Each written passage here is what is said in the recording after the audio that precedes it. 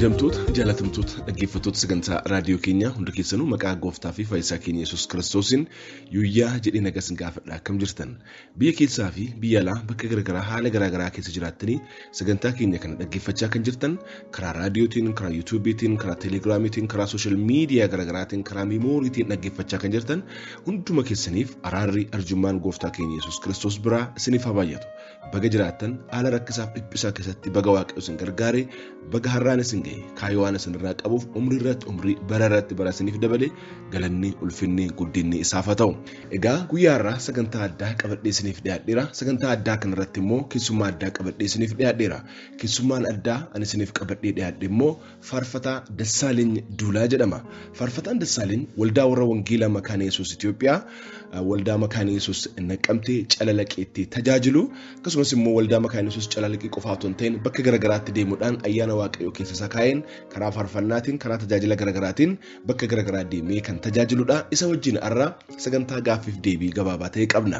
Waliin haasofnaa jireenya isaarraa tajaajila isaarraa akkasumas immoo waan waaqayyo jireenya isaarratti hojjeterra waan guddaa barattu immoo jedhee amana an kan isin waliin jiru obboleessi keessan wandimmaa keenya Uddeessaa Bidireeti. Dursinee faarfannaa kanaan waliin waaqayyo waaqessine ergasii immoo gara sagantaa gaaffiif deebii keenyaatti kallattumaan itti fufna faarfannaa kanaan waaqayyo waliin waaqessina. Tulloota dhoruu sanyiin toloota irratti waloruu tuulamaa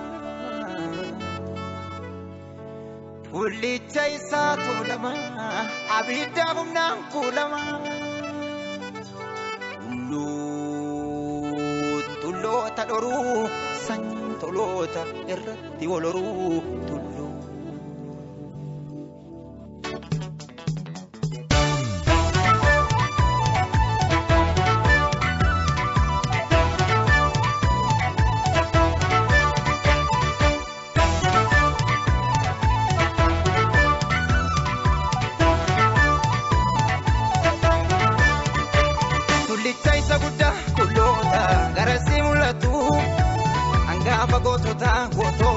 matarraa dubbatu hangaficha luba tisiitu hoolota saloomne anyeenni facaasee ija kenneera tokkoon saayyuu gogne loltichinni jabaani kopaasaa duulee ajjeesee duwwalmaan namoota Yesuus ilaamii abdiin dhaloota sardamni guyyoota dabalee jiraatu iyyuu sodaan haalota Yesuus ilaamii abdiin dhaloota. Sirami abdina lota Jesus sirami abdina lota Jesus sirami abdina lota Jesus sirami abdina lota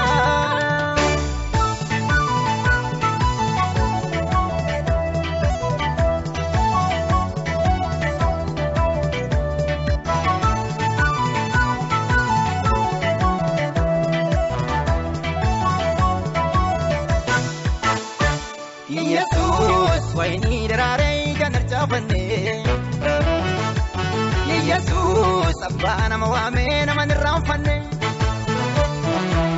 Yesus michudanga darbu anti duangama Yesus balbala jirenya tinol galama Yesus waini darare ganar jafane Yesus abana mawame naman ramfane Yesus michudanga darbu anti duangama Yesus balbala jirenya tinol galama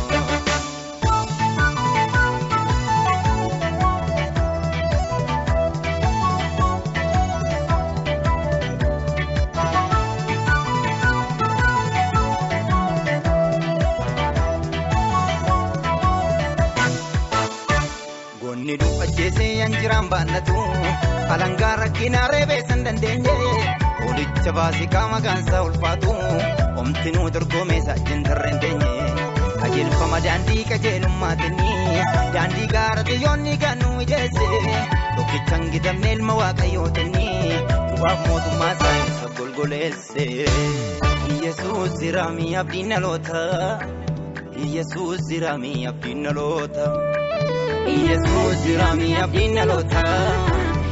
Yesuus jiraami abdiin dhaloota.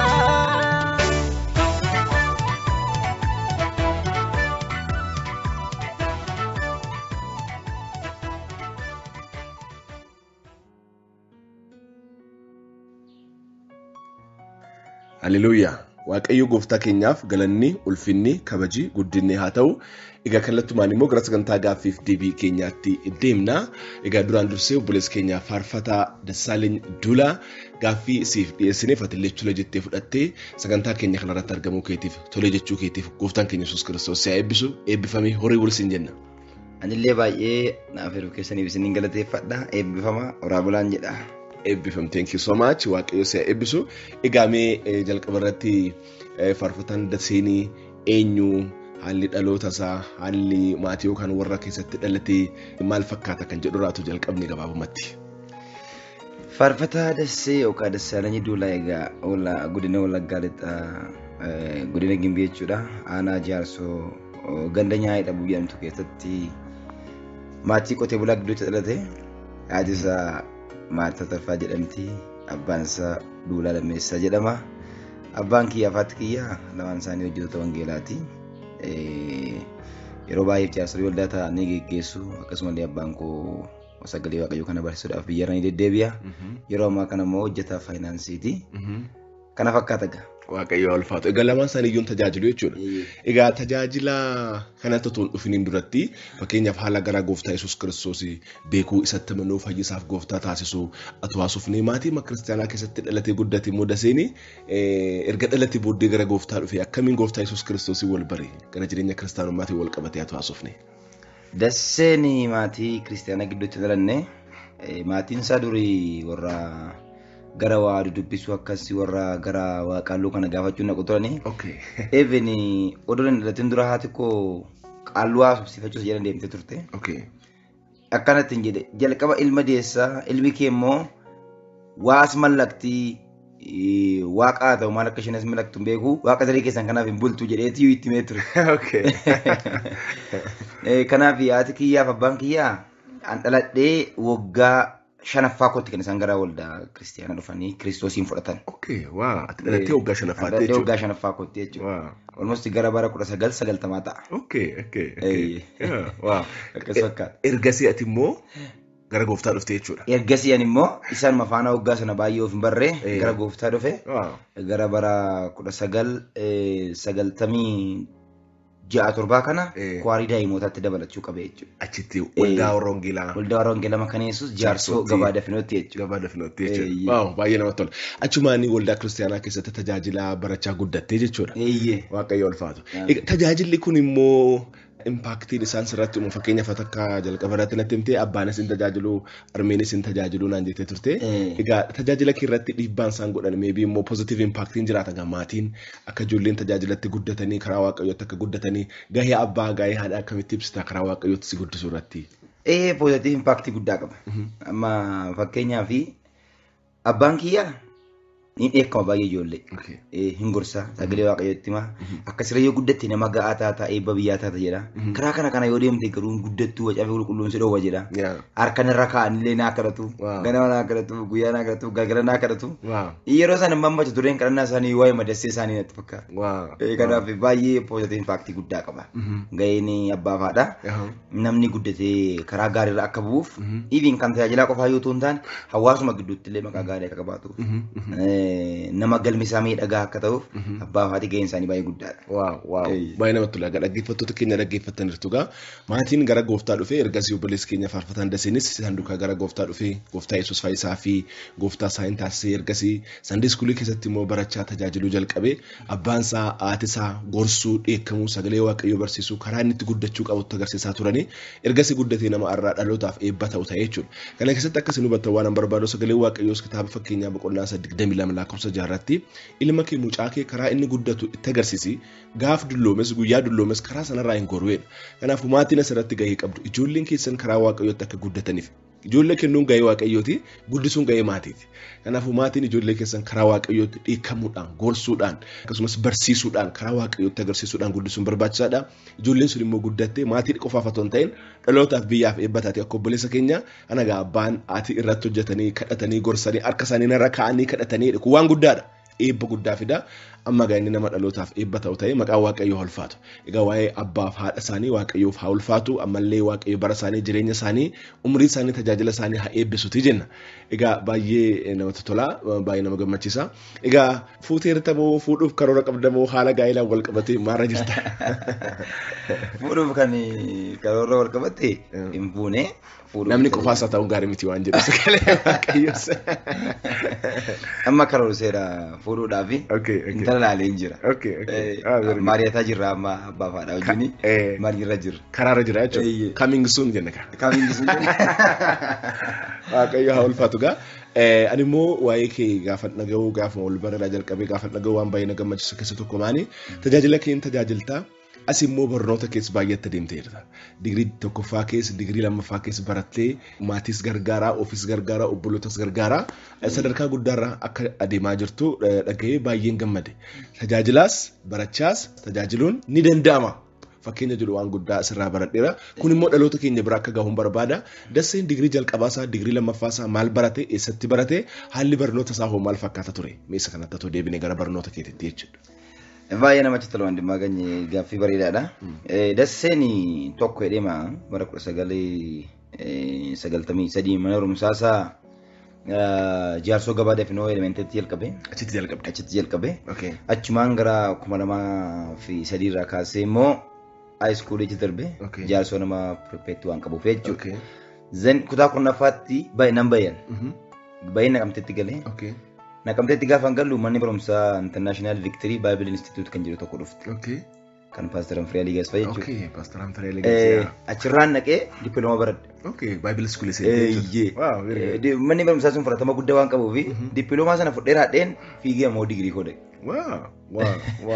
Digirii dhaqee Wallagga Yuunivarsiitiin jalqabe.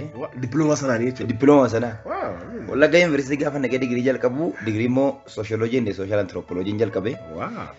Konfiraansiin baay'ee waan baay'atuuf barumsama waan hin jaalladhuuf hindoota nama lamatu nu barsiisa ture. Miila kee fatee konfiraansii dhaquu dandeessu naan jedhan. Warri hindootaa sun. Haa'ii baradhu yeroon kun yeroo barumsaati jedhanii. Konfiraansii modhiisuu waan hin dandeenyeef ammoo deebi'een yeroo sana ni'uun baay'ee ho'a ni'uu jenereeshiniin. Ammallee barumsaa guddaadha. Achiin deebise. Tajaajilaansi koo fudhadhee achitti deebi'ee. Wallagga Yuunivarsiitii irraa gara ni'uutti deebi'ee. Ni'uu jenereeshinii irraa waggaa lamaffaa sadaffaa xumureen. Dipaartimentii masanaan. Dipaartimentii sanaan hin dhufe. Eenaa akka bakka hin dandeenye asii kiliraansii na laadhaa. Na rakkiftaniin jedhee. Nan beeka namicha tokko naala. Tajaajila wal bira qabee deebisuudha. Tajaajila wal bira qabee na rakkise. Achiin deebi'ee bara 2008 nan xumure. Digirii jalqabaa keessa. Digirii jalqabaa kun. 2008 xumureen Wallaggaan beeksisa baase. Wallaggaa Yuunivarsiitii. MA beeksisa baase. Arbaan sooshooloojii. Digirii lammaffaa jechuudha. Ruuraalii waan akka adda addaa irratti baase naani. Instituutii uuminaa kenname Wallagga Yuunivarsiitii na barsiisaa naqee qorame. Gaafam qoramu qabxii guddaa fidee itti darbe. Amazing. Waaqayyo ulfaatu. Nan darbee nan baradhee waggaa lama gidduutti hin fixe. Maastarsicha jechuudha. Waggaa lama gidduutti. Waggaa lama gidduutti hin fixe. Dipaartimentiin isaa maaliin ture? Dipaartimentiin isaa Arbaan sooshooloojii jedhama. Arbaan sooshooloojiidhaan maastarsi kee xumurte. Baga gammaddee congratulations jenneera. Baga wajjin gammadne jenna gaa. Waaqayyo ulfaatu. Egaa kanaafuu digirii jalqabaa keessa digirii lammaffaa keessa xumurtee jirta. Waaqayyo ulfaatu. Kanaafuu digirii lammaffaa kee reefuu xumurtee jechuudha. Reefuun xumurte baranaa waggaa 2013 kana. Ji'a lammaffaa keessa. Ji'a lammaffaa keessa xumurte. Baga waaqayyo si gargaare. Baga nagaan xumurtee egaa baay'ee gammada. Egaa amma mee walitti haa fidnu gaamma. Tajaajiltoonni tokko tokko jiru. Tajaajila seeneera jedhanii gonkumaa waa'ee barumsaa kana kan lafaan kaasne. Barachuu kan hin barbaanne. Namni yoo barachuu dhaabachise immoo guddachuu dhaabachiisee jedhama miti. Barachuun barbaachisaadha. Amma kan theologies background isaa qabdaa baay'ee namatti tolaa tajaajila kee immoo baay'ee si gargaaraa si deeggara jedhee amanaa. Dabalataan immoo karaa barnoota seekulaaris barattee jirta. Kunis baay'ee si gargaara. Isa kanaan immoo boritti hojjettaa, hin faarfattaa, hin hojjettaa, hin tajaajiltaa, wal duukaa deemsista. Egaa kun fakkeenyummaa gaariidha. Egaa akkuma Phaawulos faas bara jireenya isaaniitti dunkaana hodhuu asimmoo wangeela tajaajilu halkan dunkaana isaa hodhatee guyyaa immoo wangeela isaa tajaajila nama kamittiyyuu ba'aa ta'uu hin barbaannedha. Isa kana irraa baratee jennaani Gooftaan Yesuus Kiristoos irraa barate. Wangeela Maariqoos boqonnaa 6 irratti Gooftaan Yesuus Kiristoos hojii anaaxummaa hojjechaa akka ture sagalee Waaqayyoo dubbata. Wangeela inni hojjetaa kaayoo isa guddaadha. Hojii anaaxummaas akka hojjechaa ture. Phaawulos isumarraa kan akka barate nus immoo hojii hojjechaa wangeela hojjechuu akka qabnu eenyuttiyyuu ba'aa ta'uu akka hin qabne fakkeenyummaa gaarii qabaachuu akka qabnu sagalee Waaqayyoo ni dubbata. Kun immoo waan guddaadha. Kanaafuu wangeela hojjechaa farfannaadhaan bakka garagaraatti deemaa ayyaana Waaqayyoo siif kenneen tajaajila barumsa kee immoo barachaa wal duukaa adeemsisuun ni danda'ama. Kan amma jireenya kee irratti karaa barnootaatiin argeera waan ta'eef dhaloota akkasii kan akka maal jettee gorsitamee barachaas hojjechaas tajaajiluun ni danda'ama waan jiru kan akkamitti gorsitaa dargaggoota baay'ee amma karaa miidiyaa kana dhaggeeffachaa jiraniif jechuudha. Wal bira qabanii isaanis barachuu guddachuu tajaajila isaanis guddisuu barnoota isaanii beekumsa isaanis guddisuu akka danda'aniif maal jettee isaan gorsitaa? Barachuun ni danda'ama jedhaan baay'ee danda'ama. Of barumaaf iyyuu barachuun dura jira. Intuun baratee namni of hin baru. Sagalee Waaqayyoo kan amma yeroo itti sagalee Waaqayyoo kana mo'aatti fi wantoota adda addaa irra dubbattu eenyu akka taate nu hin beekna. Akkaatu dubbattu. Maaliif hin ifa bakka akkaataan itti dubbattullee miidhagsitee akka itti dubbattullee baay'ee nama barate akka taate namni fagootti. Waa'ee dhimma tajaajiltoota irratti yeroo maasa bakkeetti dabarsinu sanatu kilaasitti dabarsinaa jechuudha. Barachuu jechuun bakka yeroo maasa bakkee teenyee wal hamannu yeroo maasa bakkee teenyee nama haman yeroo bakkee teenyee buna shinii sanjaa dhugaa oolu sanatu soo bakkee dabarsinu barumsa dabarsina jechuudha. Fakkeenya gaariidha. Kanaaf ni danda'ama. Wanti hin danda'amne naan jiran natti hin fakkaatu ilma namaa amma Waaqayyo isaa wajjin jirutti inni hundumaa gochuu danda'u Waaqayyo isaa wajjin waan jiruuf ni danda'ama. Even yeroon baradhu obboloota na teellaa jedhan barsiisa. Maatii koo gargaaraadha kana. Kanaaf ni danda'ama bakka. Sagantaatti galchinaan Waaqayyoon kadhatta ofii keetii immoo gara kuteessa hojii taata ni danda'ama. Kanaaf ani kana dhaamsaan jedhu haga danda'ametti bakkee teenyee bakkeetti yeroo fixurra yoo kilaasii barumsaatti barsiisaa wajjin dabarsine yoo kitaabaa wajjin dabarsine yeroo keenya yoo wangeelaa wajjin dabarsine dhaloota kanaaf bu'aa guddaa buufnee akka dabarruudha. Hagam baratanitti garuu inni ulfaata yeroon si'achi. Ispeeshaalii yeroon si'achi dhufu inni ulfaata dhaloota kana chaalenjii gochuun baay'ee ulfaataadha. Kanaaf ni danda'ama. Baradhaadha kanaaf. Baradhaadha. Waaqayyo ulfaatu gad dhaggeeffataniitu gad dhaggeeffattoota keenya haala garaagaraa keessa bakka garaagaraa kan jirtan barnoota immoo gidduutti kan dhaabdan tajaajila irra jira barnoota lan barbaachisu yoo jettan kun ilaalcha dogoggoraati barachuun tajaajiluma keessan deeggara dhiibbaa akka uumuu dandeessaniif hubannaa keessan isiniif dabala ogummaa keessan isiniif dabala kanaafuu baradhaa tajaajila hojjedhaa wal duukaa adeemsisaa namni barachuu dhaabachise guddachuu dhaabachise waan jedhamuuf guddina dhaabinaa baradhaa isin jedhanii yeroo tokko tajaajilaaf gara godina Wallagga Bahaa gara Billoo Booshii deemee ture. Achitti hojjetaa wangeelaa tokko wal bare nama guddaadha isaan. Egaa kutaa shanittiin barumsa dhaabeedhan. Ergasii Waaqayyoo karaa barumsaa kanaa karaa gorsa namootaa keessa koo tuqee jennaan barumsa koo jalqabeedhan. Kutaa shanitti gaa addaan kutee ture ergasii nan jalqabe because yoo amma barachuu baadhe dhaloota kana irratti dhiibbaa uumaan jiru. Dhaloota kana irratti barumsaan fakkeenya ta'uun natti ulfaateedha. Kanaafuu barachuun qaba jedhee murteesseedha. Because tajaajilaan beekumsaan ogummaadhaan afuura Waaqayyootiin ayyaana Waaqayyootiin fakkeenyummaa gaariidhaan caalee argamuu qaba. Waan caaluu hin qabdu taanaan immoo maaliin tajaajiltare. Kanaafuu ergasii barachuu qabadhii jalqabee 5 6 7 8 9 10 11 jedhee jalqabee itti fufee 12 jedhee ergasii digirii koos itti fufee. Amma gaa digirii isaanii xumuraniiru gaafa achi konfiraansii ture. Eessarraa jalqaban jennaan kutaa 5 irraa jalqabanii xumuranii ergasii digirii isaaniis baratanii baay'ee gammachiise gaa bara guddummaa isaaniitti gaa. Kanaafuu barumsi umriis hin daangessu. Haala garaagaraa keessa kan jirtan dippiloomaa kan jirtan digirii keessanitti fufa digirii kan qabdan maastersii keessanitti fufa jedhamatti fufa warri immoo kutaa 5 6 7 8 9 10 itti dhaabdan isas immoo itti fufa waldaa eeyyamsiisaa haala maatii keessan yeroo keessan sagantaa keessan adjust godhadhaa barumsa teoloojis baradhaa barumsa seekulaaris baradhaa waan isin gargaaru keessa argattu baradhaa guddadhaa dhalootaaf eebba ta'aa jenna kun egaa ergaa guddaadha galatoomatti Waaqayyo ulfaatu.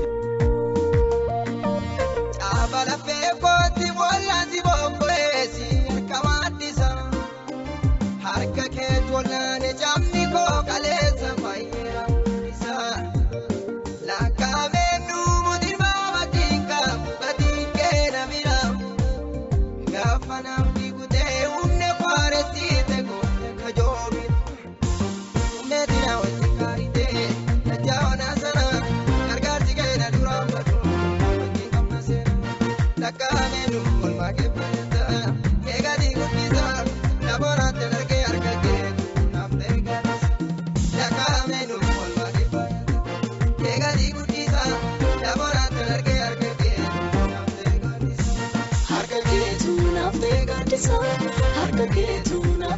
gadisa, harka keetu naftee gadisa, harka keetu naftee gadisa, harka keetu naftee gadisa, harka keetu naftee gadisa, harka keetu naftee gadisa, harka keetu naftee gadisa.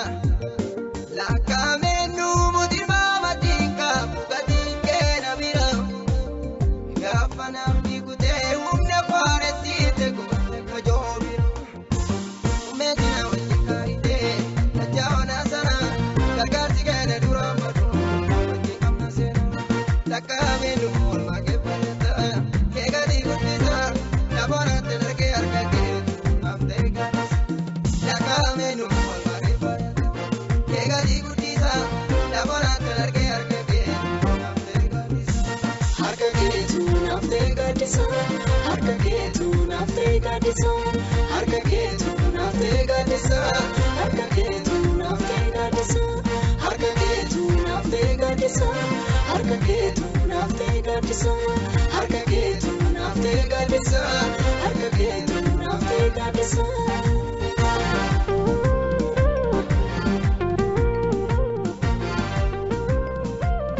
Egaa gara immoo tajaajilaatti yoo dhufnu amma maattiif albamii faarfannaa lama akka hojjetamee ba'ee dhageera amma immoo karoora kan biraas akka jiru dhageera. Mee albamiin faarfannaa hojjetamee lakkoofsi tokko sun yoo hojjetamee maal jedhama dureen isaa inni lammaffaan hoo maal ture yoo hojjetamee kan jedhu mee gara albamii faarfannaa kana dura hojjettee taa dhufnu. Eeshi wandi galatoomii albamii tokkoffaan bara 2003 ji'a kurnaffaa keessatti fagaata kan gadhiifame 2003 jechuudha. Faarfannaan sun baay'ee beekamaadha. Mee sagalee suulaata. Jedhu maal asirratti malee barbaadna. Akkana jedha. Jalqaba koona yaadadha. Attamittan sirraanfadha. Seenaa guddaatu nu gidduu jira. Barbaadamuu kootu si bira. Seenaa guddaatu nu gidduu jira. Barbaadamuu kootu si bira. Seenaa guddaatu nu gidduu jira. Barbaadamuu kootu si bira. Akkana jedha. Wow, amazing. Amazing. 2003 ji'a kurnaffaa keessa kan hojjetame. Jalqaba koona yaadadha. Attamittan sirraanfadha. Seenaa guddaatu nu gidduu jira. Barbaadamuu kootu si bira. Seenaa guddaatu nu gidduu jira. Barbaadamuu kootu si bira. Seenaa guddaatu nu gidduu jira. Barbaadamuu kootu si bira.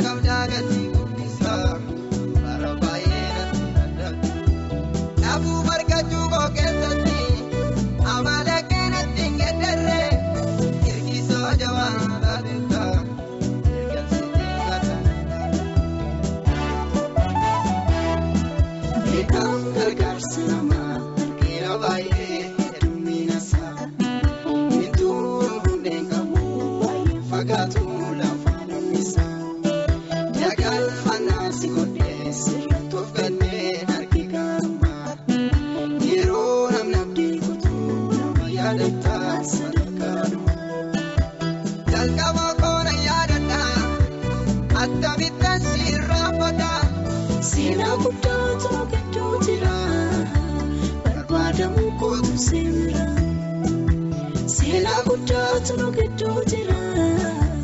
Barbaadamuu kootu si bira. Seenaa guddaatu nu gidduu jira. Barbaadamuu kootu si bira.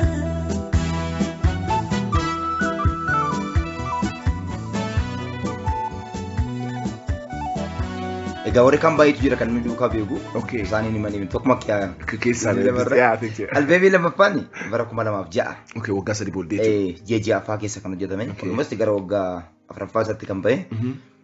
Hin beekama faarfannaan sun baay'ee beekama. Okay, maal jedhamee keessa? Wanta laayyootti dubbatamu miti taatee gaggabaabaa garaa kootuun irraanfatu ciniinsuu kiifannoo gubbaa.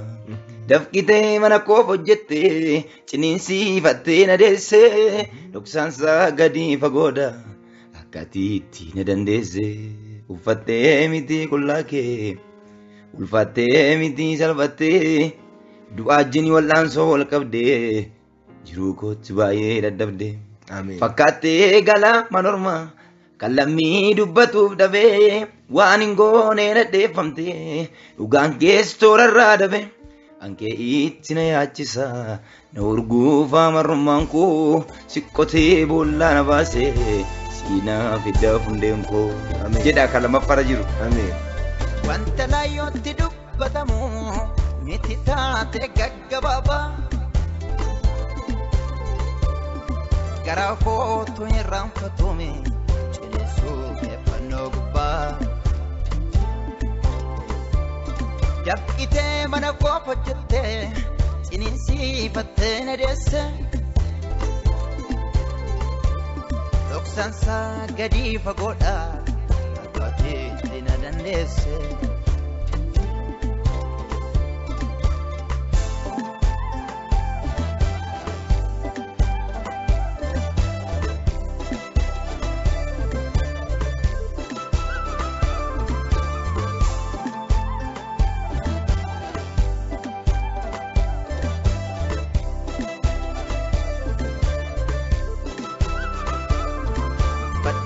Miti qullaa kee ulfaattee miti salphattee du'aajjin wal'aansoo wal qabdee jiruu kootti baay'ee dadhabdee. Uffattee miti qullaa kee ulfaattee miti salphattee du'aajjin wal'aansoo wal qabdeetu Rukootti waa'ee dadhabdee. Fakkaattee galaa manormaa kan lammii dubbatuuf dhabee waan hin gooneen hadheeffamtee dhugaan keessa toorarraa dhabe. Ankee itti na yaachisame na urguufaa marrummaan koo siqqotee boollaa na baasee siinaa fiddaa fundeen koo. Kana malee illee faarfannaa jabaan tokko jira. 2009 afur ta'anii tiraakii afuriin kan gadhiifaman. Hin beektaa laan beeku. Maanaa himimmaanii kan katabame kan jedhu sana. Meetti ni jedhi gaafata. Egaa konfereensii magoone. Dhaggeeffattoonni keenya bakka jiranitti egaa konfereensii keessa seenaa. Maal jedhu dhaggeeffattoonni keenya bakka garaagaraatti bilbilanii keessattuu bakka militarii garaagaraa kan jiranii sagantaa raadiyoo keessanii waldaa keenyaa jedhuga. Namoonni baay'ee bakka garaagaraa jiraatanii waldaa deemuudhaaf kan isaan mijoonni bakka waldaan hin jirre haala dhiphisaa keessa kan jiran isaaniif ammoo kun konfereensiidha. Egaa eebbifamaa jiru waaqayyo isa eebbisutti fufee. Akkana jedhanii kan tiraakii afur ta'e godina hojjedhe yeroo sana albeemii sadaffaa gochuuf deemanii namni jenneen afuruma sana gadhiise. Imimmaan dhiigaan katabame kaayyoo lubbuun meeqa itti dhabame. Imimmaan dhiigaan katabame. Karaa nu seenaa abboota duraa jalqabame dhaladhee maanduwaa seenaa malee hin darbu nanguma chataatee booddaluunni argu deemsa kootti fufee daangaa qaxxaamure wallaansoo kootti cime injifannoon xumure nan ijaara siidaa seenaa jedhaa egaa. Imimmaan dhiigaan katabame Kaayoo lubbuu meeqa itti dhabame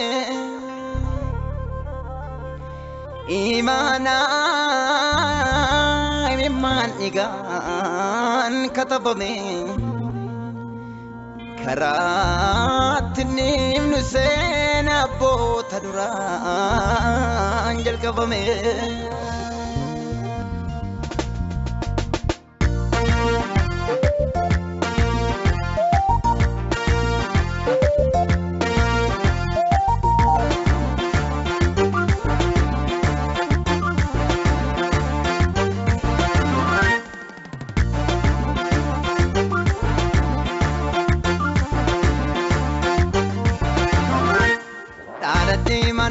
Seenaa malee darbu nangumaata taatee hodhaloonni argu deemsa kootti fufee daangaa qaxxaamure wallaansoo kootti cimee injifannoon xumure nan ijaara siidaa seenaa dhaadhattee maandu'aa seenaa malee darbu nangumaata taatee hodhaloonni argu deemsa kootti fufee daangaa qaxxaamure wallaansoo kootti cimee injifannoon xumure. Nani jara sidas Nana teman duan sena malender Nani jara sidas Nangu machata te udaloni argu Nani jara sidas Denso kote bufedan kakatamure Nani jara sidas Wadan sokoti chime injifanot umure Nani jara sidas Kadiyoo kana kilippiin bahe mootu luutu lamaan hin beekamu hundoon du'aattu. Baddas sarara jira jira sirriitti godhee argata waan ta'eef. Waaqayyo ulfaatu baay'ee namatti tola. Dhaggeeffattoota keenya gaa baay'ee akka eebbifamtanii nan amanaa faarfannaa isaa karaa yuutuubiis karaa sagantaa reediyoo keenyas gadi dhiisna itti eebbifamtu Waaqayyo waan sinuuf kenneef galanni isaaf haa ta'u. Waa'ee ayyaana inni siif kenneef waa'ee Waaqayyo dhaloota kanaaf si kaasiif Waaqayyo ulfaatu baay'ee namatti tola. Ayyaanni kun immoo haa guddatu darbee dhalootaaf eebba haa ta'u Waaqayyo immoo si haa guddisu kana caalaan immoo jenna. Egaa baay'ee nama gammachiisa dhaggeeffattoota keenya kun konfiraansii keenya gaa hirmaachaa jirtu. Waaqayyo karaa faarfannaas Waaqayyo karaa sagalee isaas immoo nutti dubbachaa jira. Eebba guddaadha akkasitti dhaloota faarfattoota ciccimoo Waaqayyo dhalootaaf kaasee gara sagalee Waaqayyootti dhaloota kan deebisan gara fannootti dhaloota kan deebisan baay'ee na gammachiisanna. Faarfannaatti tajaajiltu keessa tokko immoo dhaloota gara fannoo gooftaatti kan deebisu jira. Mee ishee sana tokko tonuun jettee hojiin keenya guddaan dhaloota gara gooftaa Yesuus Kiristoositti agarsiisuudha. Fannoo Kiristoos kanatti agarsiisuudha waan ta'eef mee ishee sana tokko tonuun jettee. Egaa mee warra hojjetamaa jiru keessa tokko jedhuure. Okay. Waa'ee fannoo gooftaati. Waa'ee fannoo Kiristoos ol qabate. Warra amma hojjetamaa jiru keessa fannoo Kiristoos ol qabate kan jiru hin jedha. Akkana jedhame. Mindirree wal qixxee karaa deemsaaf tolu godambaan filanneen biyya daawwiif oolu golgoota tarree deemduu uummataa lolu waa bahii ture karaan deemsa fannoo achumarraan deemee galmeessa injifannoo. Bu'aa bahii ture karaan deemsa fannoo achumarraan deemee galmeessa injifannoo. Bu'aa bahii ture karaan deemsa fannoo achumarraan deemee galmeessa injifannoo. Bu'aa bahii ture karaan deemsa fannoo achumarraan deemee galmeessa injifannoo. Ameen ameen. Gooftaan keenya injifannoo galmeessisee nus immoo gara mo'icha kanaatti nu fide isaaf galanna ta'u. Ganatti tola waa'ee gooftaa Yesuus Kiristoos waa'ee rakkina isaa du'aa ka'uusaa yoo faarfatamu waa'ee lammaffaa deebi'ee dhufuusaas yoo faarfatamu abdiin keenya guddaan isa kana. Kiristaanummaa amantaa hundumaarra adda kan godhu isa kana. Gooftaa adda ta'e qabna kan nuuf jedhee du'e gooftaa adda ta'e qabna kan du'ee du'aa ka'e gooftaa adda ta'e qabna kan gara mirga abbaasaa tol ba'e gooftaa adda ta'e qabna kan bakka nuuf qopheessee nu fudhachuuf dhufu. Kanaaf immoo faarsuun ulfina guddaadha. Dhaggeeffattoota keenya baay'ee akka irraa eebbifamtan akkasumas eebbifamaa akka jirtan immoo abdii guutuun qaba. Obboleessi keenya Waaqayyo eebbisu. Mee gara xumuraatti immoo finna. Faarfataan daseenii in hojjetasii. Maatii sin gargaarasi waan Waaqayyo isaaf kennirraa maatii sin gargaaraa hojii sin hojjetaa hojii qonnaa garaagaraa in hojjechiisaa maatii isaas immoo hin deeggaraa kun immoo baay'ee waan guddaarraa baradhe dhalootaaf immoo fakkeenya akka ta'uu fi mee hojii tajaajilaatiin dabalataan barumsa barachaa akka turte haasaa turree jirra hojii garaagaraas immoo akka hojjettu immoo akka hojjechiistus immoo dhaga'een jira maatiis immoo akka deeggartuu mana maatii jaarsuu keessatti gahee guddaa akka taphatte obboloota keessa akka barsiisaa turte egaa waan akkasii dhaga'ee baay'ee gammadeen kun immoo sagalee Waaqayyoo waan deeggaruudha. Maatii obboloota keetii fakkeenya taatee deeggaruun waan guddaadha. Mee waa'ee kanaa ta'u xiqqoo nuun jette waan nuun jedhi beeka. Meegaa waan jedha maatii gargaaraa barachuun ulfaata fakkaatu hin danda'amu. Ni danda'ama. An amma buna illee hin qaba. Ganna durii yeroo baradhu buna konfiraansii diimaan barumsa baradha. Ganna immoo nan gala biyya abbaa kooti. Galeetan naqee mana maatii jechuudha. Biyya abbaa keenyaa jaarsotti galee dhaqeetanii buna dhaaba. An dhaaba buna. Wantoota adda addaa kan hojjedha. Dammoo horii nan horsiisa. Gaafa badee argaddu biteetan kaa deema. Qarshii argattaa bittee keessaa qarshii argattaa bittee keessaa isheetti 5,000 bittee 10 bittee isheetti 6 bittee meeqa bittee akkas akkanaani. Intinaa jenna lammataa moggaarra qochiisuu jaallatu maatiin kiyya. Safarnoo jiru baay'ee minaan bada akka garaatti baasu waan ta'eef isteeshinii kan tokko jirti. Ishee qotee bitee moggaa kaa'eefiin achirraan qotutu. Kuntaala 10-15 akkas. Akka 10 galchata. Isaa ofii qotu malee biyya immoo qochiisina. Maatiin koo beekumsa qabu. Haala jireenyaa fi gidduutti beekumsa dhaban malee beekumsa guddaa qabu. Ibsaa gahuu didee ganda nyaa'ee dhabu jedhamtu sana iddoo nuyi jiraannu sana ibsaa gahuu didee naannoo akka zedde. Ofii keessanii moobaalii sattii kanarraa informationii argattu. Chaanaalii adda addaa illee achirraa hordoftu. Nuni koo as teenyee ibsaan nu dhufu illee bishaan dhufu dhugubanneera jette. Kanaafuu amma lafa bittee manuu ijaaruu qabdaa jette. Haati sana keessa waan taate jette. Birriin jiraanii maartaa jennaan waaqayyoo qaba jette. Maartaa naadha kooti. Abbaan koo yaada kana akkas ta'uu qaba malee jedheen. Achuma jennee birrii xinnoo lafti biyya sanaa yoo amanaa jintee akka 100,000 akkas 100,000 nama bita yeroo sana ammallee xinnoo ishee ol ka'eera. Lafa binnee mana ijaarre iddoo bareedaa. Fira koo jira firri koo tokko mana Amiruu kan jedhamu. Botaan mana Amiruu nama guddaa nama jaalalaati. Manni kan isaa ture mana bite yeroo sana. Utuu namni kan biraan birrii guddaa kennuufiitu dasseen dhiiga kootii dasseen 100,000 namatti ture 100,000 namatti gurgura. Akka isaan eebbisu. Mindaan obbotaan mana Amiruu baaqoo isaan eebbisu jedhama.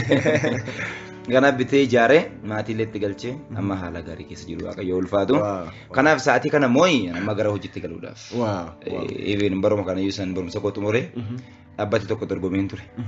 Dhaabbata sana dorgomee nan tuffadde miindaa ishee. Inni dhabuun tuffaddeeti malee. Malee amma gara hojiitti nuti darbuuf jechuudha. Kanaaf maatii irraa dhalanne kana abboota irraa dhalanne kana ofii Finfinneetti gallee Finfinnee keessa jooraa isaan achi baadiyyaa keessa joorsuun kan qabu. Waaqayyo si eebbisarraa isaan eebbisuun. Maatiin kun ilmi koo kun guddatu ilmi koo kun hadagaagu jechuu qaba. Exactly. Ofii dhalate siin jechuun qaba. Waaqayyo dassi haa eebbisu yoo waaqa eebbisee harka kaasee akkanis eebbisaa deemuu fi waan qabatamaa tokko hin argu isaa gochuu qabda. Kanaaf ni danda'ama hojjechaa tajaajiluun. Dhuguma wantichi sin jechuudha. Obbolootas gargaaruu barsiisuu wal qabatee. Ni danda'ama. Obbolaan kun nama lama hundaan kana amma Abrahaam kan jedhamu sadaffaa kiyya inni baratee bahee barnaa eebbisu. Ati hangafa manaa. Ani hangafa. Okay. Abrahaam kadis talee geomatic surveying waan jedhu baratee amboo irraa. Okay. Inni bahee ramma. Very good. Jima tokko warra kana dura eebbifan kanarraa dhufe. Masalatti immoo na booddee heerumtee ilmayyuu qabdi barsiisee amma digrii ishee fudhattee. Baay'ee namatti tola. Abbaa manaa ishee murteessaa jedhama. Amma macharaa jirti isheen barsiisti. Karaa dambaloo kana. Very good.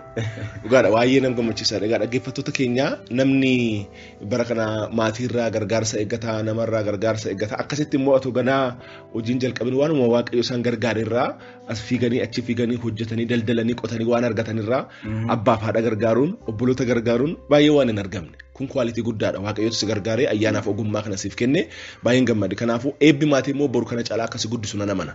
Eebbi obbolootaa eebbi obboleettii waaqayyo karaa sanaan immoo baay'ee akkasi guddisu nan amana. Kanaafuu waan arganneerraa Yoosef akkuma biyya Gibxi deemeen maatiin isaa irra akka ta'e hin beeluti.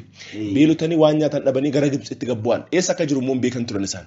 Yoosef immoo waaqayyo muummicha ministeeraatti ol fideera.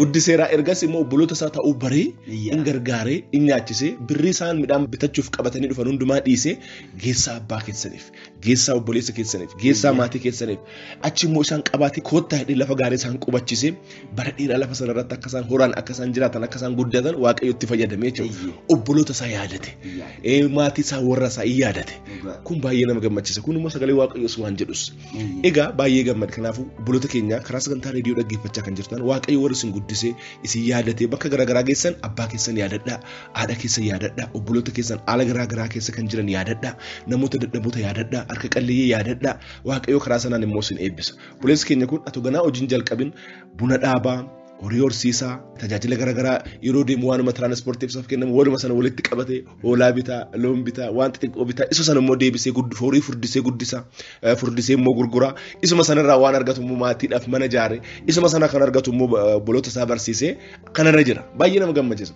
Amma hojiin qabu kanan qabu sanan qabu hin jennu ofiima isaati hojii uummate indeemaa in qotaa indeemaa hojii qonna irratti hojii horii horsiisuu irratti hojii buna dhaabuu irratti hojii garaagaraa irratti ni hirmaata bakkee ta'anii odeessaa ooluun bakkee ta'anii saatii dabarsuun makkaatiif buna dhuguun barbaachisaadha garuu yeroo hundumaa achi ta'anii yeroo gubuun immoo waaqayyoos hin jaallatu namnis hin jaallatu namni hojjetaan dhiibbaa fidaa waaqayyoos nama cimaa nama hojjetaa barbaada dhaabbanni kamuu namni kamuu nama cimaa barbaada.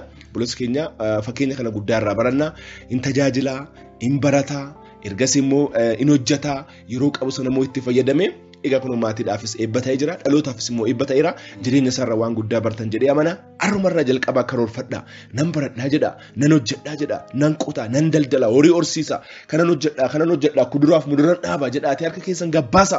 Yeroo ani kana yesuus seminariitti barachaa turre Dr. Faqaaduu Qannoo jedhamu yeroo barsiisan baay'ee nama guddaa advaizarii koos turan yeroo ani MTC koo hojjedhu sanas yeroo hundaa make your hands dirty harka keessan xureessaa yeroo hundumaa maatii isaaniitti hojjedhaa. Laborious ta'a namni hojjechuu qaba namni yoon hojjetin ofiisaas maatii isaatiin eebba ta'uu hin danda'u bu'aa ta'uu hin danda'u bu'aa ta'a malee namni yoo hojjete immoo bu'aa ta'a. Kanaaf ati waan hojjetteef harka kee gadi baastee buna dhaabuutti horii horsiisuutti qonna garaagaraa hojjettuutti barachuutti of guddisuutti waan deemteef waaqayyo si eebbise namni yoo hojjete ni eebbifama hojjedhaa irrana kadhadhaa jedhee bitire inni hojjettee ni eebbifamtee maatiidhaafis obbolootaafis dhalootaafis eebba taate. Kanaaf namoota akka Faarfataa Dassaaleny yookaan Faarfataa Dasee keenya akkasii akka baay'atan immoo barbaadu. Warra hojjetan, warra tajaajilan, warra baratan, warra guddatan waaqayyo immoo isin haa godhu. Egaa gaaffii gara dhumaatti yoo si fidu karoorri yeroo dhiyoo yeroo gabaabaa yeroo giddu galeessaaf yeroo dheeraa kan Faarfataa Dasee maal fakkaata meebii fuudhaan wal qabatee akka qophii qabdu haasofnee jirra waaqayyo sanarrattis immoo si haa gargaaru si haa milkeessu namni haadha manaa argate eebba argatee jedha. Egaa amma Faarfataa Daseen otoo haadha manaan argateen akkasitti cimee isheen dhuftennaan immoo baay'ee fiigaa jechuudha. Maaliif jennaan isheen hin deeggartee gorsitiin kadhatteef hin jajjabeessiti. Egaa waaqayyo waan guddaa akkasiin godhu akkasiin gargaaru immoo isiniif kadhanna waaqayyo immoo isin haa gargaaru. Meebii fuudhaan wal qabatee immoo karaa tajaajila faarfannaa karaa hojiidhaan wal qabatee karoorri Faarfataa Dassaaleny maal fakkaata? Baay'ee gaarii. Gaaf tokko laanguweejii barannaa afaan Ingiliffaa kana Ingilish spoken barannaa ture. Na gaafatan namichi tokko barsiisaa baay'ee jaalladhu. Baay'ee barsiisaa wangeelaa cimaadhaas. Barsiisaa gammachiis beekumaa jedhama. Amma PhD isaa wallaggaa yuunivarsiitii hojjetaa jira. Dasseedhaan jedhee na gaafata afaan Ingiliffaan maal hojjechuu barbaadda? Achi ani gara fuulduraatti orfaaneejii uumuu barbaadan. Orfaaneejii wanta dhaabbata ijoollee abbaa afaan qabne gargaaru. Wanta sana barbaadan jedhe. Yaadaan na qabatee kan biraan tokkos akkas jedhe iddoo biraarra. Walitti nu fudhate gaaf tokko Dr. Gammeen kun kottaa Dasseedha. Dhalataa Gullisooti. Achi teenyaa isatti kaane maa inni kaayyoon kennan an kaayyoon koo inni guddaan ilma namaa ta'e kan dhalate garuu jireenyi isaa harkaa kan bade kan kalatti ittiin gargaaruun barbaadan. Atoo sa'aatii kanaa barataadhaa ofii kaayyoon qabdu reefu abbaan kee biyyaa fakkaattu mucaa waggaa 26 waggaa 25 ta'e maali kana yaaddaa jedhu. Ani waggaan koo 25 ta'uyyuu waaqayyo jaaraadhaan jedhu. Ameen. Ameen. Barriif laftu lakkaa'amuun jalqabanii umurii waaqayyo ture waaqayyo isa jiru. Duruma akka jiru sanaaf dadheen dubbadhan jedhee maal jechuu barbaadeen sagantaan gara fuulduraatti qabu barumsa koollee itti fufuun barbaada. Kallattii kan biraa ta'u inni tokkoffaan kana lammaffaa waan an baay'ee fookas godhu targeetti godhee kana adeemaa jiru gara fuulduraa kanatti jira malee dhaabbata xinnoo tokko uumneerra. Mana haadha hiyyeessaa deemnee ijaarraa nama hojii hin qabneef deemnee hojii humnaa dura 500 600 barti baama qabnu irratti finnaga. Naqamtee keessa hojiin kun hojii baay'ee beekamaadha. Hojii gaarii irra jirra. Hojii kana jabeessine dhaabbata guddaa goone ijoollee abbaaf haadha hin qabne kana warra naafatan warra harki itti irraate miilli itti irraate kan kalatti ittiin gargaaru hin barbaadan. Jalqabeera jechuudha. Kaayyoon kun olaanaan kanadha. Nama ta'een dhaladhee namaa dhaabadhee darbuun barbaada. Waaqayyo seebisu. Amazing. Waaqayyo ulfaata. Waaqayyoon kun Kanaafuu gaa karaa hojii tola ooltummaa kanaanii dhaabbata dhaabdanii Oromoos ammayyuu jalqabdaniittu namoota baay'ee rakkattoota qaama miidhamtoota warra ta'an warra disabilitii qaban kana gargaaruu barbaaddu. Waaqayyo kanarratti immoo isin milkeessu. Waan isin barbaachisu hundumaan namaanis qabeenyaanis Waaqayyo isin eebbisu. Mul'ataanis isin eebbisu. Egaa kun hin ta'a Waaqayyo immoo isin gargaara because qophaa'uun garaa namarraanidha kitaaba fakkeenyaa 16 irratti lakkoofsa tokko planning jedhan Ingiliffisa. Qophaa'uun garaa namarraanii Waaqayyo immoo isa san fiixaan hin baasa. Isin karoorfattanii sochii jalqabdaniittu almost ammamaatti seentaniittu Waaqayyo immoo isin gargaara. Maybe immoo gara fuuldura dhaabbatichi officially dhaabbatee immoo yoo babal'atu karaa miidiyaa kanaas immoo isinii beeksisna. Namoonni kan biraas bakka garaagaraa jiraatanii akkasiin deeggaran akkasiin waliin hojjetan haala mijeessuu keessattis nullee gahee keenya akka Waaqayyo nu gargaaretti hin baana. Isinis immoo karaa miidiyaatiin hojii hojjettan san hin beeksistu jedhee immoo amana. Waaqayyo immoo isin haa gargaaru. Maybe karaa tajaajila faarfannaa immoo yeroo dhiyootti wanti dhufu jira waan jedhamu dhagaye maal ta'e. Karaa tajaajila faarfannaa yeroo dhiyootti wanta guddaatu dhufa yoo. Albeemii sadaffaan hin dhufa. Akkasumallee kiliippiin tokko hin dhufa. Isa fannifame Kiristoos kana kallattiin ol danda'ame hundumaan dhaloota kanatti mul'isuun dirqama keenyaadha. Isaaf dhufne. Isa dhugaa ba'u dhufne. Dhugicha dhannee dhugaa moo dhugaa baana. Dhugaadha. Aga kamittillee yoo ta'e amanamummaadhaan Kiristoosiin isa fannifame kana.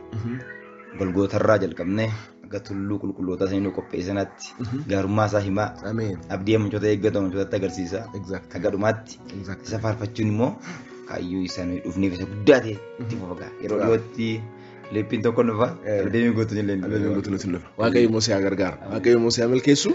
Egaa dhaggeeffattoota keenya Waaqayyo karaa isaatiin waan hojjetu kanaan itti eebbifamaa jirra. Ammas immoo itti eebbifamuutti fufna. Waaqayyo immoo isaa eebbisu, tajaajila isaa jireenya isaa eebbisu.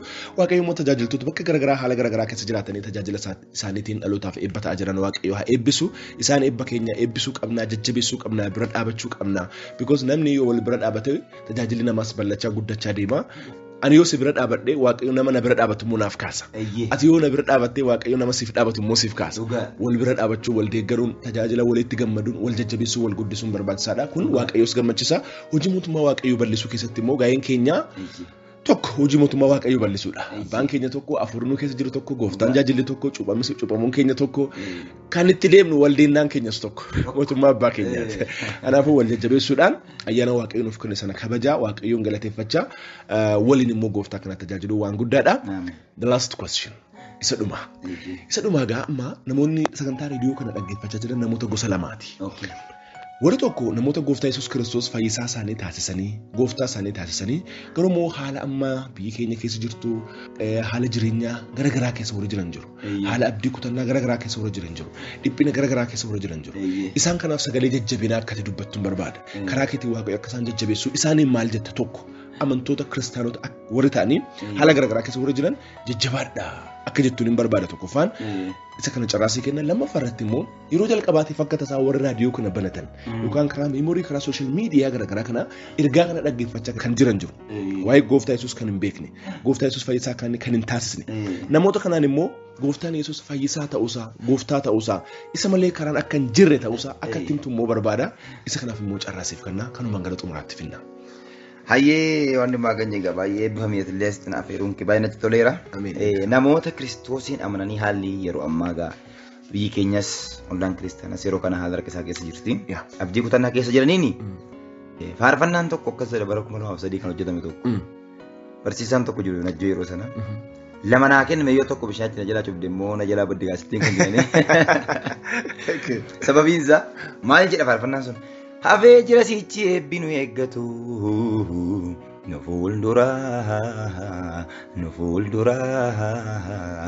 fuulduraa warri yeroo eeggatan iddoo qabatu abdiin jira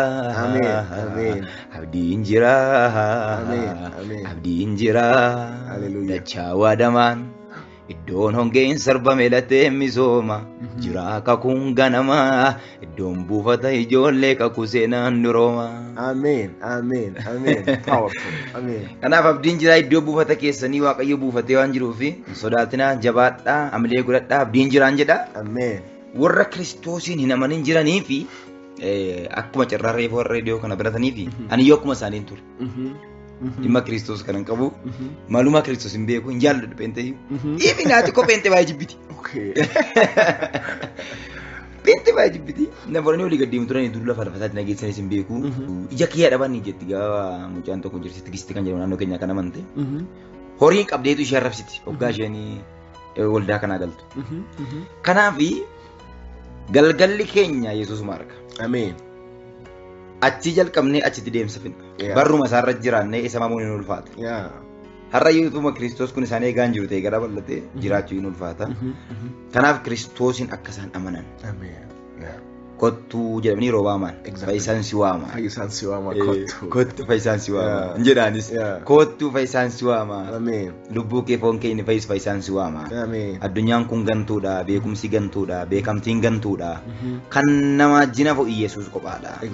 Boolla du'a achi darbee mootummaa Waaqayyoof kan nu qopheessu Yesuusin har'a fudhachuu keenya. Anjee. Powerful.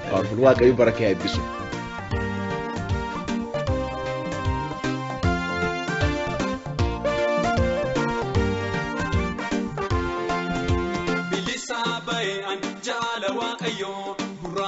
Farsa akawatiyo naaf araarame haala uumeera ungela baadhee shubbisaatira fayyisaan si waama fayyisaan si waama fayyisaan si waama fayyisaan si waama fayyisaan si waama fayyisaan si waama fayyisaan si waama.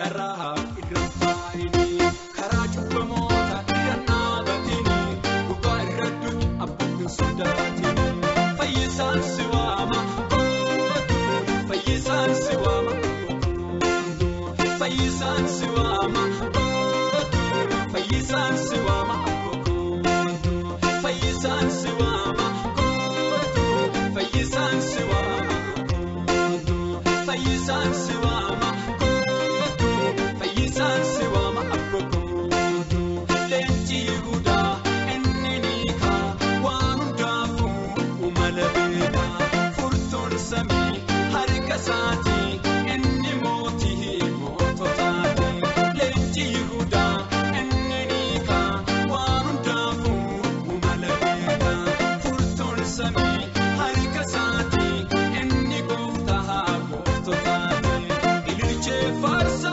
waaqayyoo kanaa galatoo malee isaa maal kenna burraaqee faarsa waaqayyoo kanaa galatoo malee isaa maal kenna.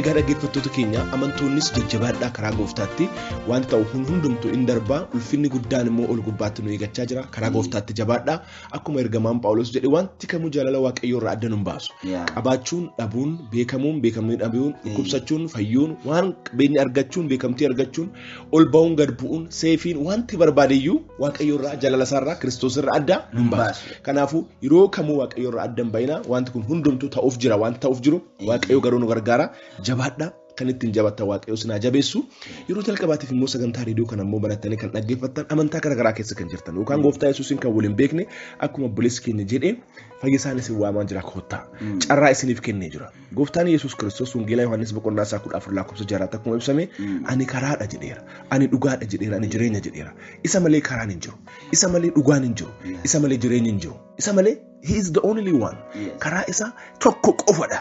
Kanaafuu isa malee karaan jiru hundumtuu hattuudha sobduudha. Maaliif dhugaan isa qofa jireenyi isa qofa isa malee jireenyi hin jiru. Kanaafuu waaqayyo carraa malee miti karooraan akkasiin sagantaa kana dhaggeeffattan godhe kanaaf gooftaa yesuusitti amanaa obboleessi koo yoo dubbatu dhageessaniitti arga obboleessi kee yoo dubbatu dhageessaniittani maatiin keenya qaalluutti amanu mana qaalluurra deemu turani waaqayyo achi jireenya gadadoo sana keessa jireenya dhiphisaa mana seexanaarra labsuurraa ifa itti ibse. Dukkana keessaa gara ifaa dhufan gara Kiristoos beekutti dhufan abaarsa keessaa gara eebbaatti dhufan jireenya abdiin qabnirra gara jireenya abdii qabutti dhufan ergasii kunoo obboleessi keenyas immoo ayyaanaan dibamee ara dhalootaaf eebba ta'e isinis boru akkasitti eebba taatu maatiin keessaniin eebbifamaa ijoolleen keessaniin eebbifamu waaqayyo isaaf lafaaf samii uume tajaajilu dhumni isaanis jireenya bara baraa ta'a jechuudha kun hin ta'u taanaan immoo abiddi bara baraa nama eeggata. Lubbuun nama barabaraan hin baddu yookaan barabaraan waaqayyo wajjin mootummaa waaqayyootti yoo Kiristoos qabaatte yookaan immoo barabaraan seexana wajjin gubachuudha yoo Kiristoos fudhachuu didde waaqayyo immoo isiniif amma carraa kenneera. Dhugaa sitti maayaa nama naaf caqaas sobaaf dhugaa ilaalee adda baasi booriin gaabbitaa jireenya irratti hin qoosin si waamaa jira kootu garaa Yesuusi. Boruun gaabbitaa jireenya irratti hin qoosinati si waamaa jira kootu garaa Yesuusi. Biyyi lafaan tuntun sobde dansaa fakkaatti har'a nagaa fakkaatti boori diina sitaatti qaroomni dhuu malee gowwaan ta'ini yaada garii siif qaba kee taphaanii biyyi lafaan tuntun sobde dansaa fakkaatti har'a nagaa fakkaatti boori diina sitaatti qaroomni dhuu malee gowwaan ta'ini yaada garii siif qaba kee taphaanii karaaf dhugaanii jiruuf hin jireenya karaan gara jireenya deemanuuni Yesuus qofatti dhugeeffatuuni karaan gara jannataa deemanuuni Yesuus qofatti dhugeeffatuuni.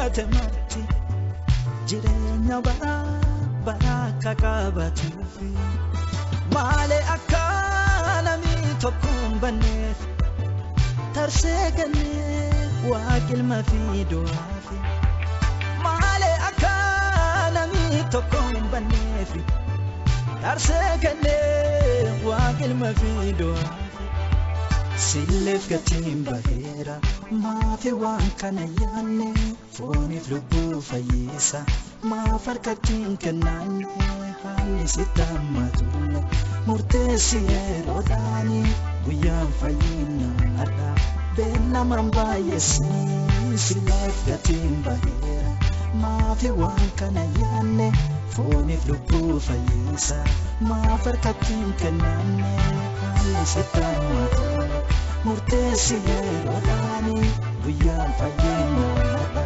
beellamaan baay'eessi kootu garasaa kootu lubbuun tenduutu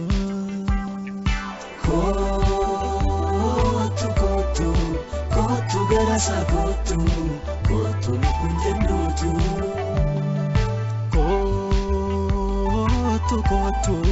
Kootu garasaa kootu lubbuun tenduutu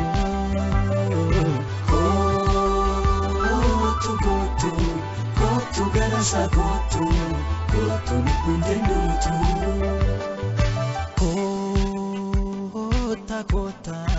koota garasaa koota isi waamaa jira gooftaa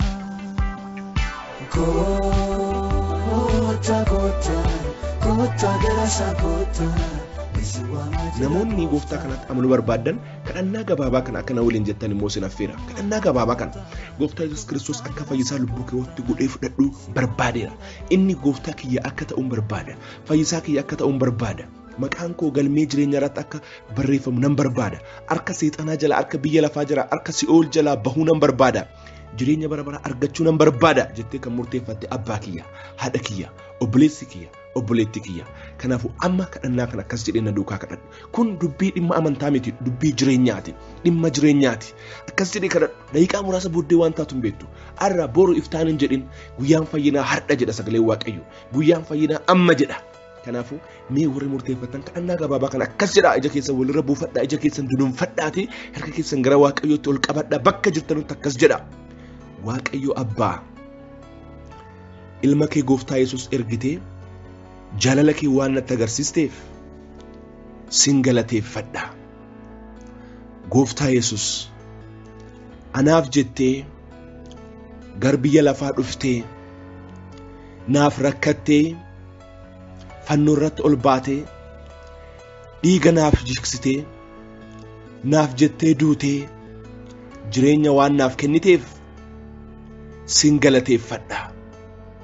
Du'aa ka'uu keetiin immoo jireenya waan naaf laatteef abdii jireenya bara baraa waan naaf kenniteef sin galateeffadha. Hojii ati Qaraaniyoo Golgoota irratti hojjattee amantiidhaan naaf ta'eera kun hunduu anaafi jedhee nan fudhadha. Guyyaa har'aati jalqabee gooftaa koo fayyisaa koo akka taatu ofirratti si gooftaa taasiseera. Ammarraa jalqabi, hardharraa jalqabi gooftaa kiyya naaf ta'e, fayyisaa kiyya naaf ta'e, maqaa kiyya immoo galmee jireenya bara baraa irratti naaf barreessi. Akkan duubatti deebi'u, akkan jireenya gadadootti deebi'u, akkan jireenya dukkanaatti deebi'u gochuudhaaf kan hojjetu hafuura hamaa kamuu jireenya kiyya irraa rukuti. Abaarsa jireenya koo qabate kamuu jireenya koo irraa ati cabsi jireenya kiyya irraa maqaa Yesuusiin bilisa na baasi, birmaduu na baasi. Kana booda jireenya kiristiyaanummaa akkan jiraadhuuf hafuura kee qulqulluudhaan na gaggeessi, na jabeessi, na cimsi. Ameen. Ameen. Ameen. Kadhannaa kana akkas jettanii kan kadhattan abbaan kiyya, haati kiyya, obboleessi kiyya, obboleettiin kiyya baga gammaddan. Isin amma jireenya abdiin qabne irraa gara jireenya abdii qabutti, jireenya dukkanaa irraa gara jireenya ifaatti, jireenya sodaa keessaa gara jireenya mo'ichaatti dhuftaniirtu. Sababa fayyuu keessanii nutis gammanne irraa gammachuun gammachuu caalummoo ol mootummaa Waaqayyootti ta'ee jira. Isin atoo har'a duutanii gooftaa Yesuus bira jireenya bara baraatti adeemtu.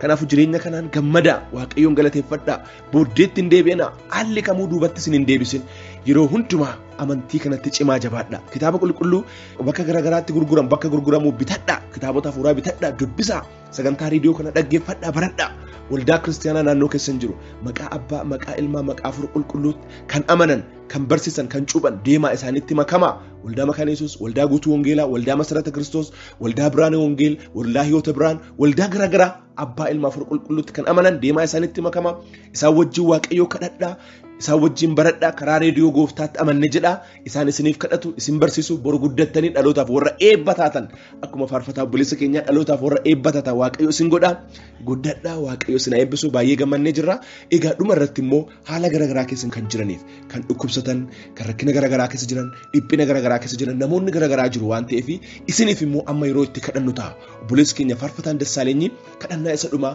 waan afurri Waaqayyo isa yaachise irratti isiniif kadhata isin immoo ameen jedhaa fudhadhaa warra dhukkubsatan Waaqayyo hin fayyisa warra gaddan Waaqayyo hin jabeessa warra abdii kutatan Waaqayyo abdiitti hora Waaqayyo waan haaraa hin godha obboleessi keenya waan afurri Waaqayyo isa yaadachiise irratti immoo isiniif kadhata isa wajjin yeroo kadhannaa qabaadna Waaqayyo bara keessan jireenya keessan haa eebbisu yeroon kun yeroo kadhannaati waliin immoo Waaqayyoon kadhannaa. Tole Waaqayyoon kadhannaa dhukkubfataa kan jirtan siree keessa irra ciiftanii yeroo kana sagantaa raadiyoo kana dhaggeeffataa kan jirtan Waaqayyoon kadhannaa yeroo kana hunduma keessaniif yaa Waaqayyoo yaa isa hundumaa dandeessu yeroo kana si kadhannaa. Ameen. Harki fayyisuu kee iddoo hundumaatti nama qaqqaba. Ameen. Wanti tokko isa hin daangessu. Ameen. Fageenyi harka kee hin daangessu. Ameen. Afurri kee iddoo hundumaa jira. Ameen. Yeroo kana dhukkubfatanii siree isaanii irra ciisaa kan jiran maqaa gooftaa Yesuus Kiristoosiin dhukkubni isaan dhiisee nagaan haa ka'an. Ameen. Siree irra ciisaa jiranirraa maqaa Yesuusiin fayyanii haa ka'an. Ameen. Afurri dhukkuba kaanserii haa ta'u HIV haa ta'u dhukkuboota garaagaraa haa ta'u dhukkuba yeroo haa ta'u wanni Waaqayyoo biraa hin taane saba Waaqayyoo gadachuudhaaf saba Waaqayyoo dhiphisuudhaaf saba Waaqayyootti kan ergame maqaa gooftaa keenya maqaa Yesuusiin yeroo kana kan rukutame haa ta'u. Ameen. Iddoo adda addaarraa saba adda addaarraa kan rukutame haa ta'u. Ameen. Maqaa Yesuusiin kan rukutame haa ta'u. Ameen. Dhukkubfatanii kan jirtan fayyaa. Ameen. Maqaa Yesuusiin fayyaa. Ameen. Dhukkuba adda addaarraa fayyaa. Ameen. Garaachi keessan kan dhukkubu kaleen keessan kan dhukkubu tiruun keessan kan dhukkubu bu'aan qaama keessanii hundumtuu kan dhukkubu humna dhiiga Yesuusiin iddoo jirtanitti fayyaa. Ameen. Fayyaa. Ameen. Fayyaa. Ameen. Fagoo dhiyoorra kan jirtan maqaa gooftaan harki Waaqayyoo isinaa tiksu. Ameen. Lola Ameen. rakkina Qaagoo. hadagaan dhufu yoo jiraatallee maqaa Yesuusiin gooftaan harka isaa jala isinaa dhokfatu. Ameen. Isinaa dhokfatu. Ameen. Isinaa dhokfatu. Ameen. Gaaddisni harka Waaqayyoo isinirra haa golbu. Ameen. Duumessi fayyina Waaqayyoo isiniif haa diriiru. Ameen. Bokkaan eebba Waaqayyoo isiniif haa roobu. Ameen. Maqaa gooftaa keenya maqaa Yesuus Kiristoosiin fayyinni haa ta'u. Ameen. Fayyinni haa ta'u. Ameen. Maqaa Yesuusiin fayyinni haa ta'u. Ameen. Fayyaa. Ameen. Biyya adda addaa kan jirtan ijoolleen keenya biyyaa baatanii biyya Arabaa jirtan Kuweetiin Beeruutii iddoo adda addaa kan jirtan Ameerikaarra kan jirtan kabasaa kibbasaa baasaa Awurooppaa Ingilizii kan jirtan biyya keenya keessa kan jirtan dhukkubataa kan jirtan kamillee maqaa Yesuusiin fayyaa. Ameen. Fayyaa. Ameen. Gooftaa Yesuus fayyina waan laattuuf ulfaadha. Ameen. Ameen. Ameen. Ameen. Hallelujah. Hallelujah. Hallelujah. Ameen. Maqaa Waaqayyo gooftaa keenyaa haa eebbifamu. Ameen. Obboleessa keenyarraa sagantaa gaaffiif deebii taasisnirra waan guddaa akka barattan Waaqayyo karaa dhuga ba'umsa kana namoota baay'eef ergaa guddaa akka dabarse akka barsiise karaa kadhannaa karaa dubbii wangeelaa dubbannin akkasin jajjabeesse immoo nan amana. Obboleessi keenya faarfataa Dassaaleny Duulaa Waaqayyo jireenya isaa bara isaa tajaajila isaa guddisee haa eebbisu gaa'ilatti adeemaa jira gaa'ila isaa Waaqayyo haa eebbisu Waaqayyo mul'ata gurguddaa qaba mul'ata gurguddaa kanas Waaqayyo isaaf haa eebbisu eebbifamii jiraadhu horii bulisiin jenna. Egaa obboleessi keenya faarfataa Dassaaleny Duulaa tajaajila garagaraatiif kadhannaafis yaada garagaraatiifis immoo argachuu warri barbaadan karaa lakkoofsa moobaayilaa isaa 09 21 17 96 85 isa argachuu hin dandeessani irra isiniif deebi'a 09 21 17 96 85 argachuu hin dandeessani. Sagantaa keenya kanarratti immoo yaada adda addaa kadhannaa fi akkasumas sagantaa gaaffii garagaraatiifis immoo sagantaa keenya kanarratti immoo yaada kennu warra barbaadan karaa lakkoofsa moobaayilii kiyyaa 09 13 71 08 68 na argachuu hin dandeessani 09 13 71 0868 inni argachuu dandeessanii karaa bilbilaa, karaa meesejii, karaa sooshaal miidiyaa garaagaraa, karaa telegiraamii, karaa feesbuukis immoo nu argachuu dandeessu. Waaqayyo bara keessan haa eebbisu. Isin waliin kan ture an obboleessi keessan Wandimmaagany Dhudheessaa Bidireeti. Eebbifamaa jiraadhaa. Sagantaa keenya kan yeroo hundumaa dhaggeeffadhaa. Karaa miimoorii, karaa sooshaal miidiyaa garaagaraa kan fudhattan immoo namoonni kan biraas akka isaanitti jajjabaatan ergaa nuti dabarsinu kana sheer godhaa fi daddabarsaa fi waliin jiraannaa, waliif jiraannaa, wangeelaaf jiraannaa. Nuuf kadhadhaan immoo ergaa keenya yeroo hundumaati. Waaqayyo bara keessan, jireenya keessan, hojii keessan, tajaajila keessan hundumaa haa eebbisu. Eebbifamaa, horaa bulaa deebanaa.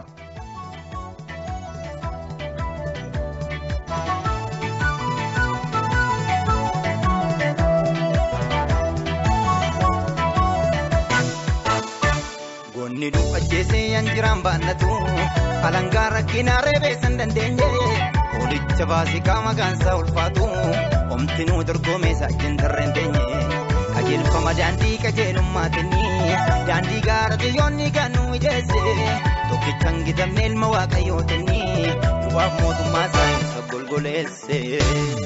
Yesuus jiraamii abdiin dhaloota, Yesuus jiraamii abdiin dhaloota, Yesuus jiraamii abdiin dhaloota, Yesuus jiraamii abdiin dhaloota.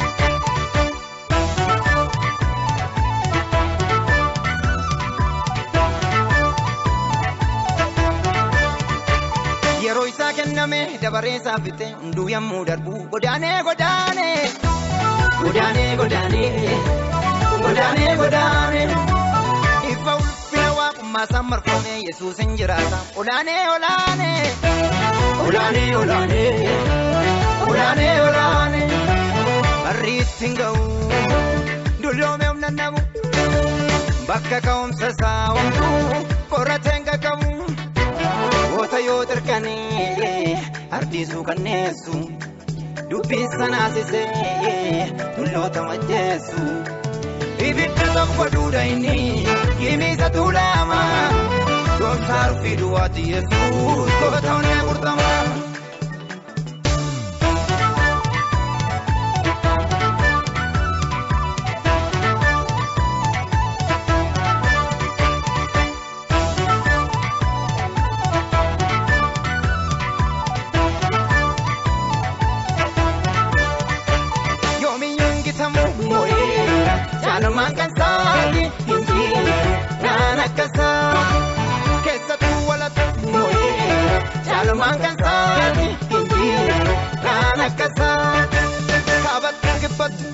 Ardi maratu moye jalman kasati inji kana kasa moye ram jalman kasati inji rum kana kasati moye jalman kasati inji rum kana kasati moye ram jalman kasati inji rum kana kasati moye jalman kasati inji rum kana kasati.